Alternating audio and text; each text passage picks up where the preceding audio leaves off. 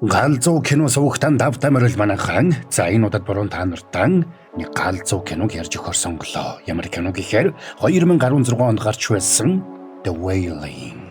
Нэг жижиг тосгонд болж байгаа учир битүүлэх хэргийн талаар өгүүлэх энэ киног насанд хүрсэн хүмүүс маань л үзээрэй. Багчууд зүгээр алгасаад анимашн сувг мөгрөө ч юм уу те. Ингээд яваараа мэдөө. Олгоо. За тэгээд хоррор төрлийн энэ галзуу киног 100% дээд зэргийн Japonica сортын будаагаар хийсэн премиум ангиллын эрүүл снэк Messi-тэй хамтран хүргэж байна. Та нар маань тэгээд Саба Драгуа Саба дарцсан бол лайк дарахтал тэгэл болоо явчих юм. За ингээд энэ галзуу солиотой киноны тайлбартаа хэдүүлээ орцгоё.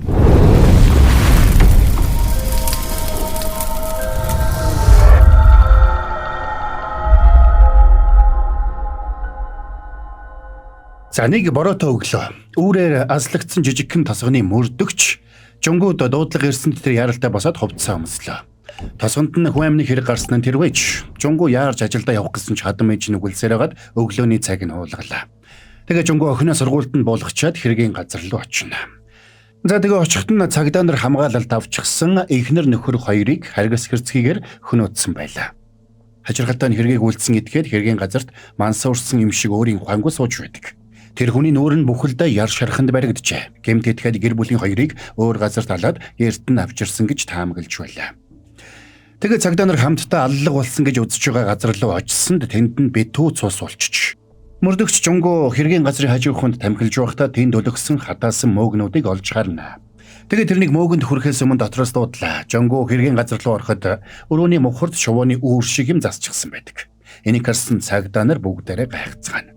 За дүрс солигдоход тосгоны нэг хүн ойгоор явж байгаа харагдана. Тэгээд тэр агнсан бугаа авч явах гэж угаад даалгүй уулын уруу өнхөрч явсаар нэг чулуу мөргөд ухаан алдаад ундаг.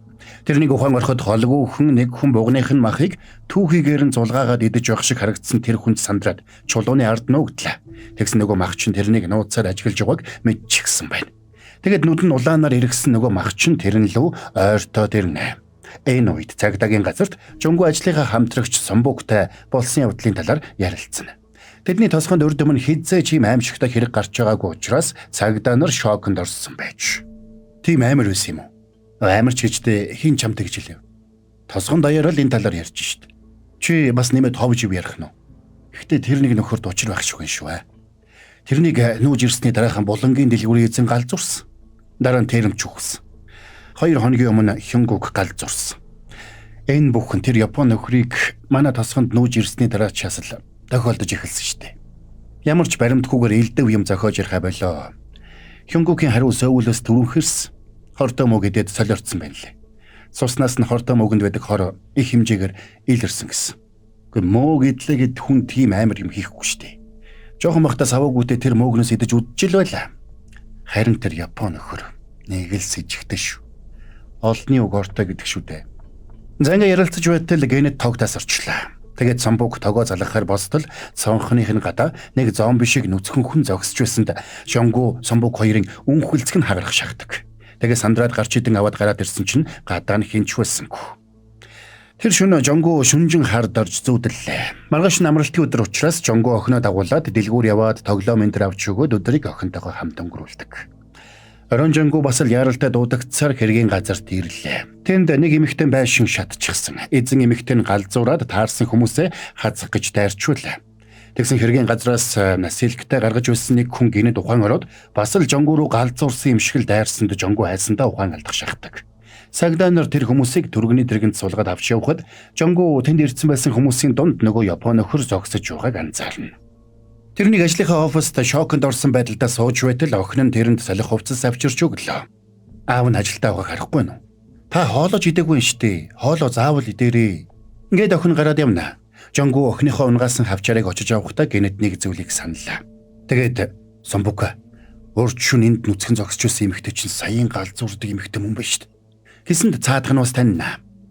Маргааш өглөө нэг залуу мопедтой явж байгаад нөгөө эмэгтэйг дүүжилж өгсөн байгаатай таарлаа. Хэргийн гол сэжигтэн нь өөрийгөө дүүжилж амиа хорлсонд Жунгуу гайхна. Хамгийн гол нь шатсан байшин дотор шатаж өгсөн хүмүүсийг бүгдийг нь хутаглаж алаад дараа нь шатаацсан байж. Цагдаа нарч нилээн нэгжсэний эцэст шатсан байшин дотроос хэрэг үйлдэхтэй гэмт этгээдэн ашигласан хутгийг олж авна. Тэр өдөр Жонгу найзынхаа хоолны газарт хамт өдрийн хоол идчихэд найз нь тэрэнд хачирхалтай түүх ярьж өглөө. Саяны байшин шатдаг тэр эмэгтэйг тэр Япон нөхөр хүчинтсэн гэдэг 100 яриа байна. Тэр эмэгтэй галзуугаад шөнийн цагаар нүцгэн шалдан гүйдэг болсон гин. Хамаг биеийн шарах сорив болцсон. Учир нь олдохгүй юм өглөөд л гүйж явсныг нь манай эхнэр харсан байна лээ. Жонгу энэ талаараа Самбугт хэлсэн ч Самбуг итгэсэнгүй.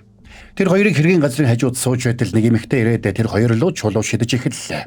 Мань хоёр тэрнийг тархиндаа жоохон юмтай байна гэж бодоод тоосонгүй.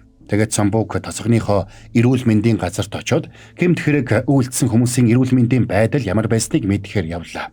Тэгсэн тэр хойгоор нөгөө эмэгтэй босч ирээд Жонгу руу ойртоод тэр эмэгтэй тэд нарыг бүгдийг нь энд алчихсан гэсэнд Жонгу гайхлаа. Энэ нэгчид зариулж тусгай зан үйл үйлдвэрлэхээр бөө авчирсан ч энэ нэгч татгалцсан юм. Тэгээд л ийм юм болчихсон. Чи эдний хамаатай юм уу?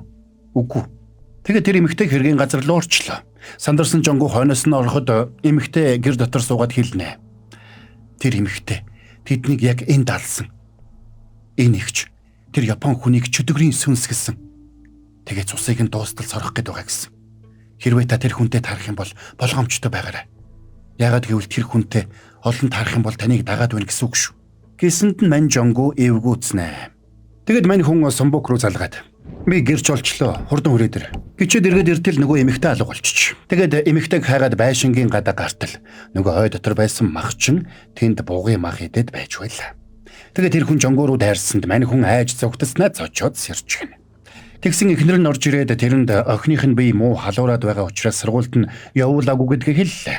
Тэгэд ажилдаа ирэхэд дарга нь тэрнийг хүүхдээрээ шалтгаглаад байлгүй ажлаа сайн хий гэж загналаа. Тэгээд Жонгу Самбуг хоёр ой дотор нөгөө махчин нөхөртөө таарсан хүнтэй очоод уулзнаа. Нөхөр өөрөө жоохон уудаг нөхөр байсан учраас тэрний ярианд хүмүүс тэр бүр итгээгүйч. Чамд нотлох баримт байгаа мó? Миний хөргөгчийг хар.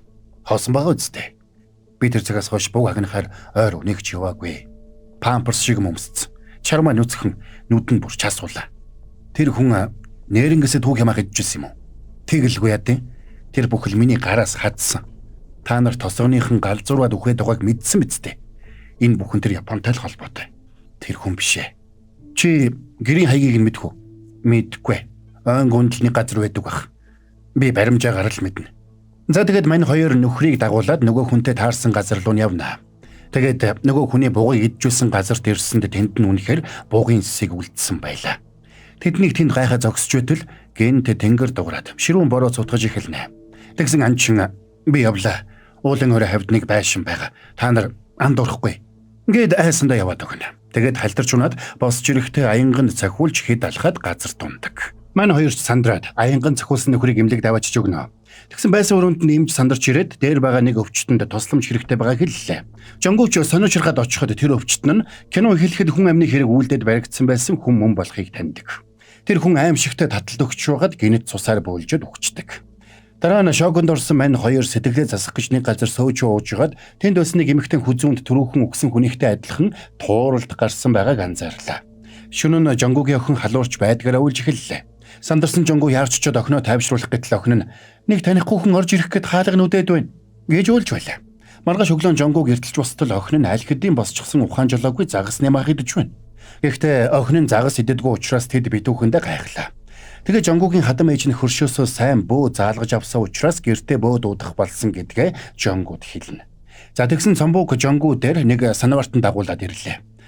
Сам гэгч тэр санавартан Япон хэл мэддэг учраас нөгөө сэжигтэй Япон нөхөртөө ойлголцоход хэрэг болно гэж Самбуг бодсон байж. Бас битүүхэндээ жиргсэн Самбуг хүзүүндээ загалмаа зүүсэн байгааг хараад Жонгу тэрнийг шоолноо.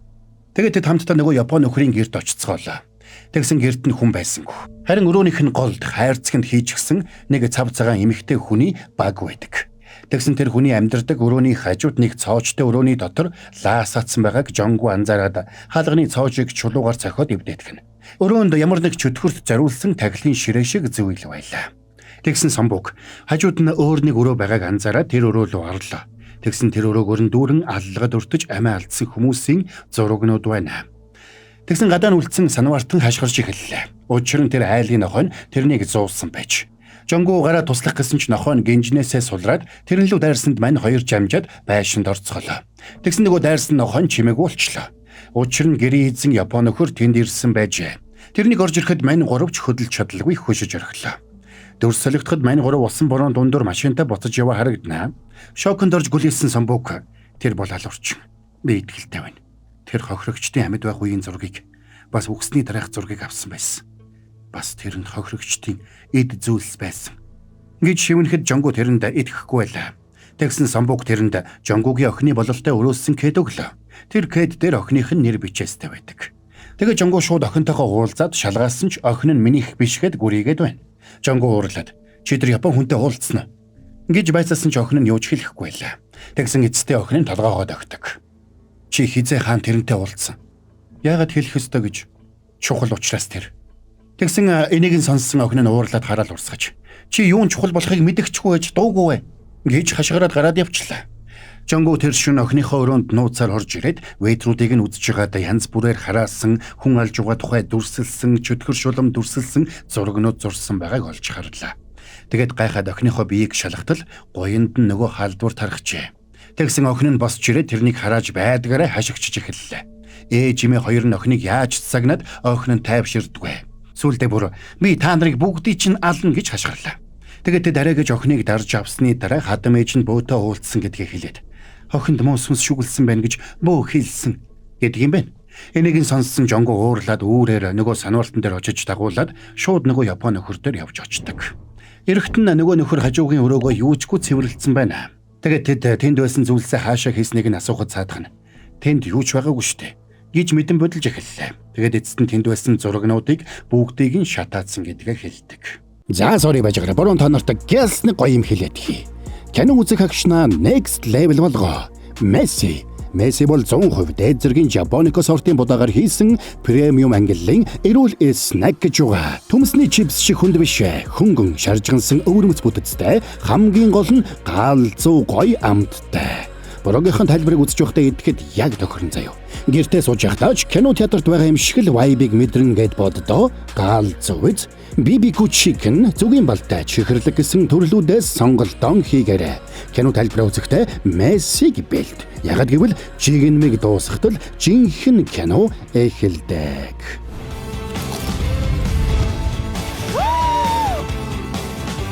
Месси шин мэдрэмж. За, тайлбараа үргэлжлүүлцгээе. Чи юу н яах гэж энд ирсэн? Аялах гэж. Үннээ хэлэхгүй бол шорон татаач шүү. Үннээ хэлвэл та нар итгэхгүй штэ. Миний хэлснийг нэг бүрчлэн орчуул. Хөөе, новшин гөлөг минь. Ямар жуулчин гэхээр өгсөн хүмүүсийн зургийг ханан дээр нагаа сууж байдгийг. Яагаад энэ гэрд чинь байж байдгийг? Чи яг хин? Чи миний охинд юу хийсэн бэ, новш минь? Чи хийж байгаа зүйлээ орхиод энэ тосгоноос яв. Энэ бол миний дош. Дургу хөргөл чамайг энд алж орхино шүү. Ямар нэг юм хэлээч новшоо. Жонгу дэлбэртлээ хууралж зээтүү аваад тэрний байшингийн тодорхойг эвдээд тахилын ширээнүүдийг нь нураасанд удалгүй нохойн сулраад Жонгу руу дайрлаа. Тэгээд өрөөнд дотор хэсэг түчгэнж байснаа чимээгүй болно.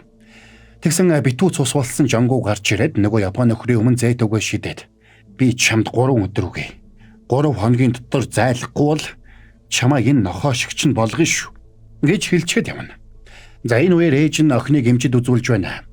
Охины биеэр учир битүүлэг яр тархсан байсны дээр охины байгаа байдал нэг л биш. Охины бие дээр гарсан зүйл болоод гэнтийн зам байдлын өөрчлөлт юунаас болсныг эмчнэр хэлж мэдэхгүй байдаг. Гэхдээ охинд нь илэрсэн шинж тэмдэг өмнө нь галзуурсан хүмүүсийнхтэй адилхан байгааг эмч хэлсэн байлаа. Маргааш өглөө нь эхнэрийнхээ хашгирах дуугаар Жонгу сэрлээ. Тэгсэн хэн нэг нь гэрийнх нь үүдэнд хар ямаа алаад гидсийг нь гаргаад өлөгчжээ. Сандарсан Жонгу босоод явах гэсэн ч биеийнх нь нэг тал саажаад ерөөсө хөдөлж өгсөнгүй. Тэгээд эхнэр хадам ээж хоёр нь тэрнийг уламжлалт эмчид үзүүлээд зөв тавирж өгч арай дээрдүүллээ. Жонгу өмнөхөөсөө дээрдсэн ч эхнэр хадам ээж хоёр нь охиноо хөршийн эмэгтэйтэй хоёулангийн үлдээсэн гэдгийг сонсоод яарад гэртээ очтол охин нь цусанд тутгалжчихсан сууж байлаа. Тэр хөршийнхөө эмэгтэйг хайчаар хүнд шархтуулсан нь тэр байж. За тэгээд эмчнэр цагдаа нар ирэхэд найз Самбук нь ч ирлээ. Тэгээд хэдүүлээ төрүүлж ямар нэг юм хийхгүй бол тэр навш биднийг зүйл дуусгах юм байна гэж Жонгуд хэлдэг. Энэ үйл явдлын дараа нэг үл таних хүн Жонгугийн гэрийн гадаа ирнэ. Тэр хүн нэлээд алдартай бүү байлаа. Тэгээд гэрт нь ороод охины өрөөг нэгжиж угаад нэгийг ойлгов бололтой гадагшаа гараад эргэн тойрныг үзэж байснаа байшингийн хажууд тавьсан нэг том варыг заагаад тэрийг аваад ир гэж хэллээ. Варыг авчрахад бөө варыг хаах цогсонд дотроос нь үгсэн хэрэг гараад ирлээ. Тэгсэн бөө мэдэж нэлээд том чөтгөртэй тулгарчтай гэж хэлээ түүдэг гал асаач чөтгөрийг зайлуулах зан үйл үйлдсэнд охин ч уураа барьж ядан сууна. Тэгээд охины гараас өнгийн уяа уяад чөтгөр зайлуулах зан үйлээ үйлдсэнд охин байж ядан хашгирч эхэлсний удалгүй газар тухаангүй унаатгана. Та уулзах ёсгүй нэг хүнтэй уулзаж дээ. Та нэг хүнд их л таагүй хандаж. Би ийм хүчтэй муу сүнстэй таарч байгаа хүн байна. Тэр хүн хэн бэ? Нэг Япон хүн байсан. Мидсима. Тэр чинь хүн биш. Тэр сүнс. Энэ үед тосгоны өөр нэг айлд бас л нэг хүн галзуураад гэр бүлийнхнээ алаад худагт хайсан байж. Харин нөгөө боо жонгог дагуулад өөрийнхөө гэр рүү явна. Тэгээд будаагаар мэрэглээд. Маргааш нохой цагт чөтгөрхөн. Мөнгө авчирсан уу? Авчирсан. Маргаашийн зан үйл бол маш аюултай зан үйл. Тийм учраас чи маргааш хүртэл маш анхаарал болгоомжтой байх ёстой шүү. Би гайхаад байна л да. Яаж тэр Япон хүн амьд хүн байж сүнс байж таарах юм? Тэр чинь хүн биш. Аль дээр үгцэн. Нэгэн цагт хүн байсан байх. Гэхдээ одоо хүн биш болсон. Дотор нь сүнс орчихсон гэсэн үг юм уу? Тэгж эхэлсэн байж таарна. Гэхдээ яадагч вэ тэр чөтгөрийг одоо зогсохгүй бол танаа тосхон сүрэх гээд байна. Маргааш нь нөгөө Япон зах дээр очиод тосгоны захаас баахан харангийн дахиа худалдаж аваад гэрэлгүй явлаа. Харин нөгөө талд нөгөө бөө жонгогийн герт тусгай зан үйл үйлдэхээр бэлтгэж байна. Орой болоход нөгөө Япон мөргөлийн хөөрөнд ороод хамгийн сүүлд өгсөн хүний зургийг тавьж хар дахиануудаа таазнаас хөлгөөд тусгай мөргөлөө үйлдэж эхэллээ. Энэ үед нөгөө бөөж олон түүдэг гал асаагаад чөтгөр хөөх зан үйлээ эхлүүлнэ. За тэгээд тэр хоёр талд нэгэн зэрэг мөргөл үйлдэцгэж эхэлнэ. Үүнтэй зэрэгцээд охин байж ядан тийчилж. Ээч тэр хүнийг болиулаад өгөөч гэж гуйж эхэллээ. Тэгээд нөгөө бөө цагаан дахиануудынхаа хоолойг хэрчиж эхлэхдээ зэрэгцээд нөгөө талд ч нөгөө Япон хар дахиануудынхаа хоолойг хэрчиж эхэлнэ. Тэгсэн охин нь байж ядан чарлж эхэлсэн учраас жонгов сандраад гэртээ орж их нартайгаа хамжаад охиноо дарж авдаг.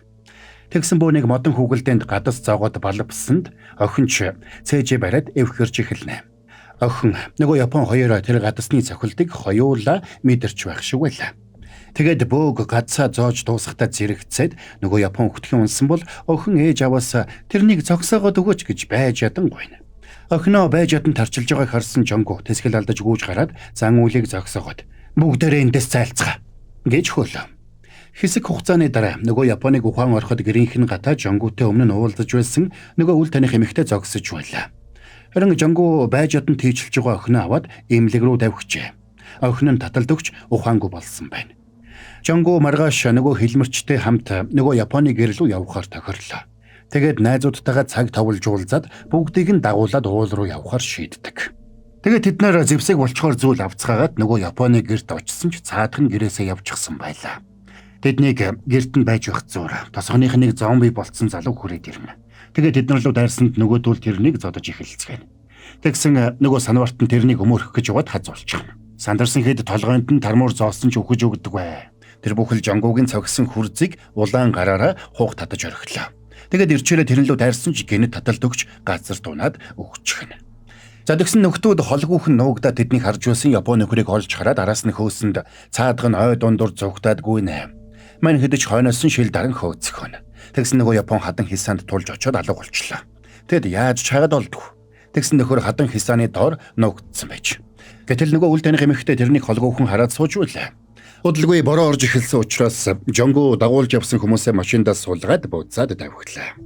За тэгээд явах замдаа эхнэр лүгээ залгах гэж угаад урсгал сүрж аваарт орох шахна. Сандарсан Жонго жолоогоо огцомдарж урдаас ирсэн машинаа тойроод машинаа зогсоох гэж ядаж байтал яг дээрээс нь хэн нэгэн унаад ирдэг. Сандарсан Жонго болон найзууд нь очиод хардал нөгөө Япон нөхөр цуснд будагдаад хэвтэж байлаа. Тэм учраас тэд тэрний цогцсыг замын хажуу руу өнхрүүлээд цаашаа явцгаана.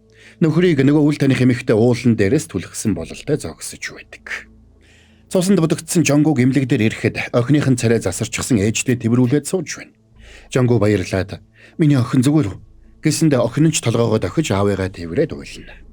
За ингээд охины бие баг зэрэг дээрцсэн учраас тэд хамтдаа гэртээ ирээд охиныг өрөөнд нь хэвтүүллээ. Энэ үеэр нөгөө бөө Жонго руу залгана. Тэгсэн Жонго утсаа авсангүй. За тэгсэн зурагтаар нэг онцгой мэдээ цацагдлаа.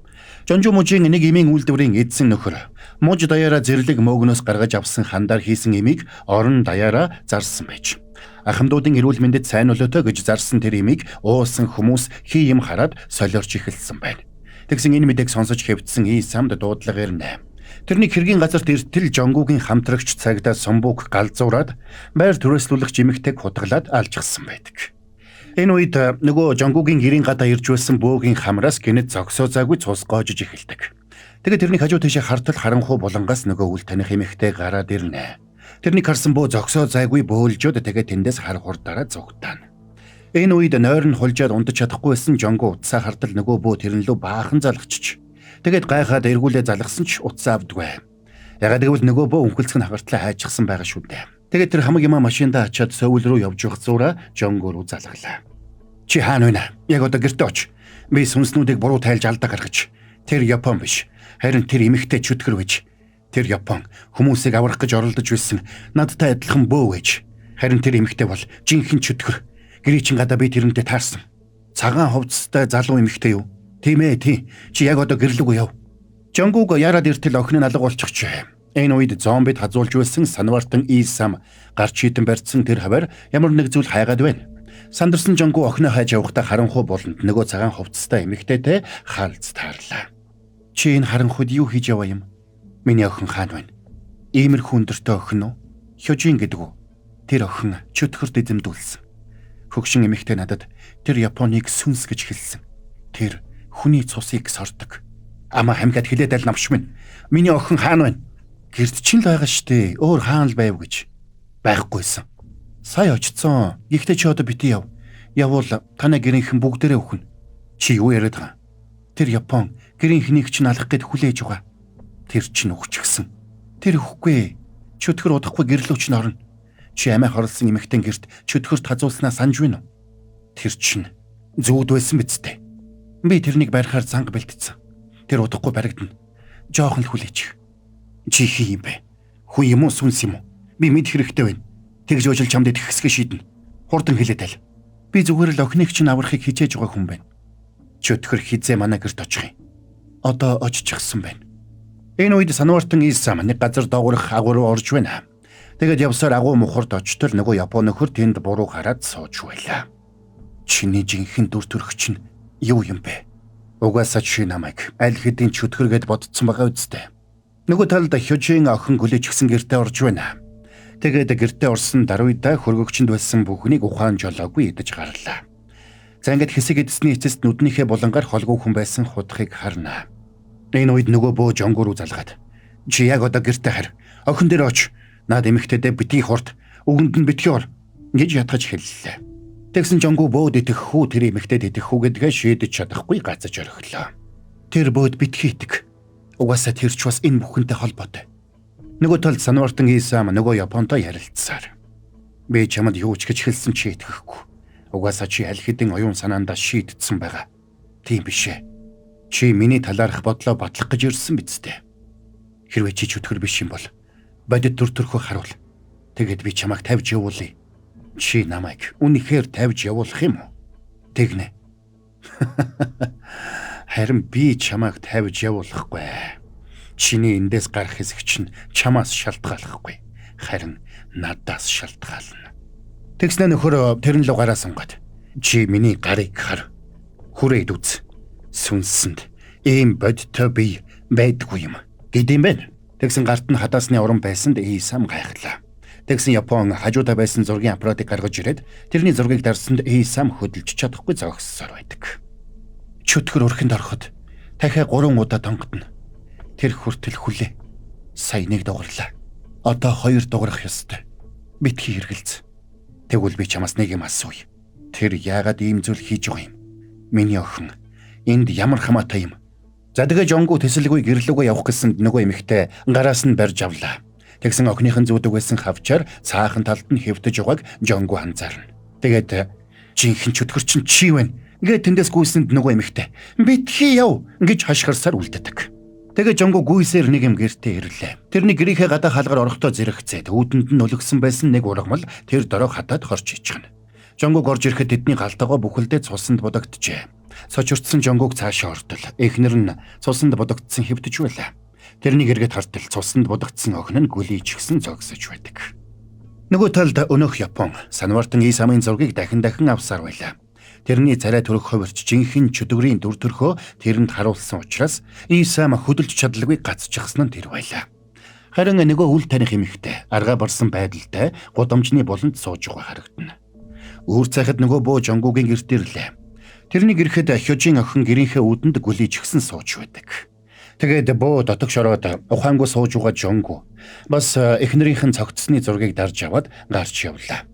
Тэгээд машиныхаа багажийг онгойлгохтол нэг хайрцаг газар дунаадгана. Тэгсэн тэр хайрцаг дотор жонгогийн эхнэртэй адил байдлаар амиа алдсан хүмүүсийн зурагнууд байлаа. Харин энэ үеэр жонго миний охин зүгээрээ аав нь цагтаа юмчна. Бүгдийг нь зохицуулна гэж дуулдах төдий шивэн жугаагаар кино маань конец фильма.